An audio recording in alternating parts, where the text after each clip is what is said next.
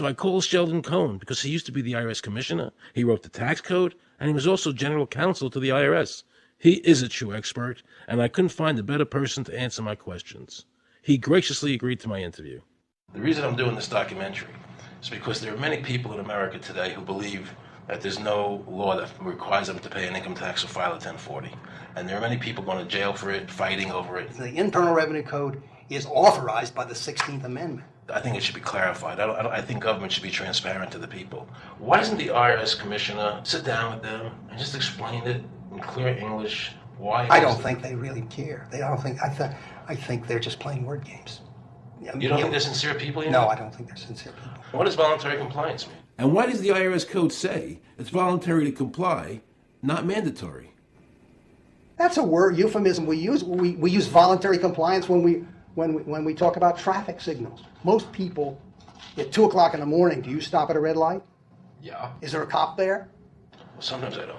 Well, I do. Oh, and most of us do. Most of us do. Right. But that's voluntary compliance. That was a complete perversion of logic. Traffic laws state that it is mandatory to stop at a red light. The IRS code says it's voluntary to comply. Mandatory and voluntary are the complete opposite of each other. Yet he wants us to believe that they mean the same thing.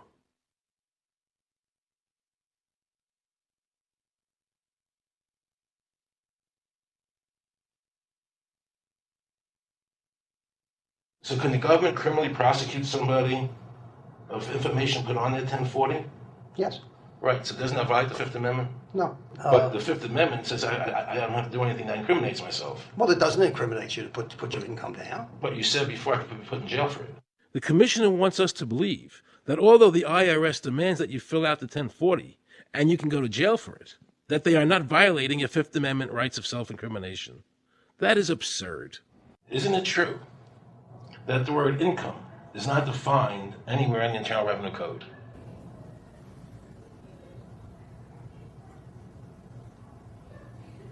The law says that the government has a right to tax income from any source derived. So, but the word income is not defined in the code. It just says income without a definition That's right. of what income is. That's right.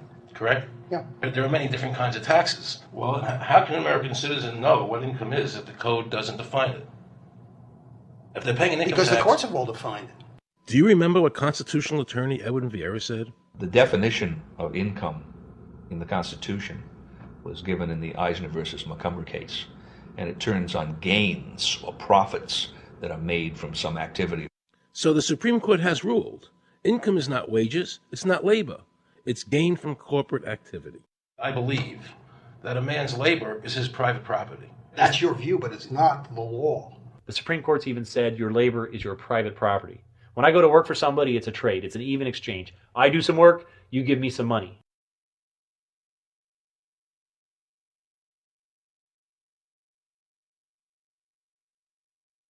In 1916, we had the Bruce-Shaber case and the Stanton case.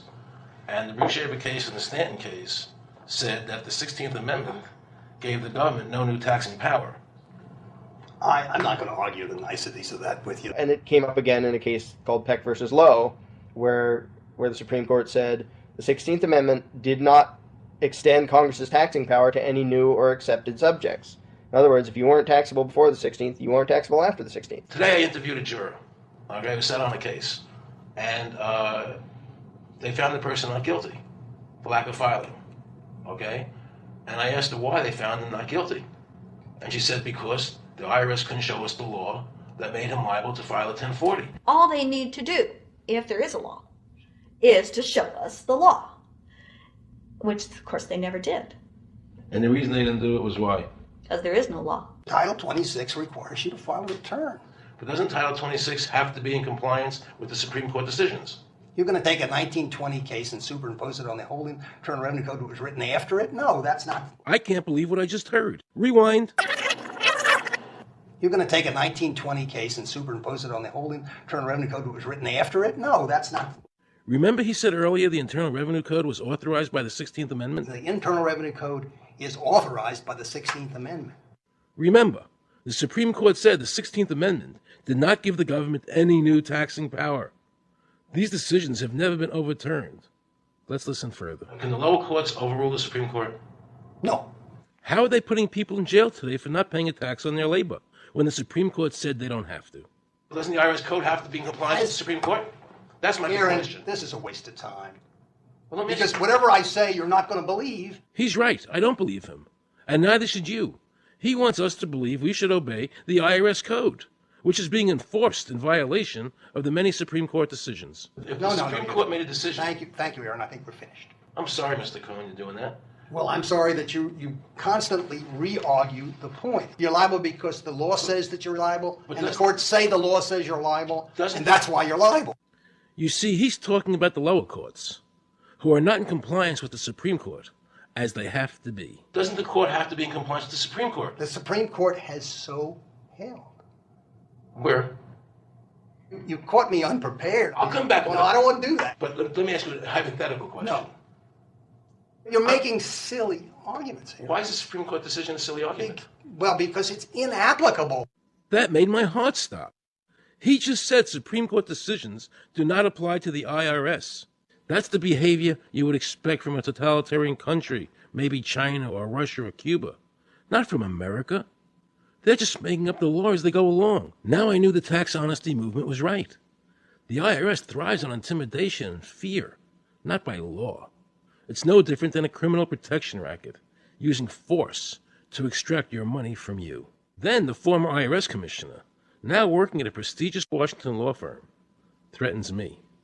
Watch. Aaron, you understand Yiddish. Cornish helfen. For those of you who don't understand Yiddish, that means nothing will help you. Now it all became clear. I understood why the IRS wouldn't go on camera and talk about where the law was. I understood why all the senators I called refused to be interviewed. There is no law. And now you know what our political leaders and the courts have known for decades and have tried to cover up. The United States Constitution strictly forbids a direct, unapportioned tax on the wages and salaries of American citizens. The United States Supreme Court has consistently ruled that the income tax is a tax on profits and gains, not on labor and wages. On behalf of the American people, I challenge the IRS to show me a statute that allows a direct, unapportioned tax on the wages and labor of the American people. And if I'm wrong, I will give my most humble apologies to the IRS. If the IRS is wrong, and there is no law, then every person who's been jailed should be let out of jail immediately, and any assets seized should be returned to their rightful owners. If this is a nation of laws and a free country, then the IRS should show the law to the American people.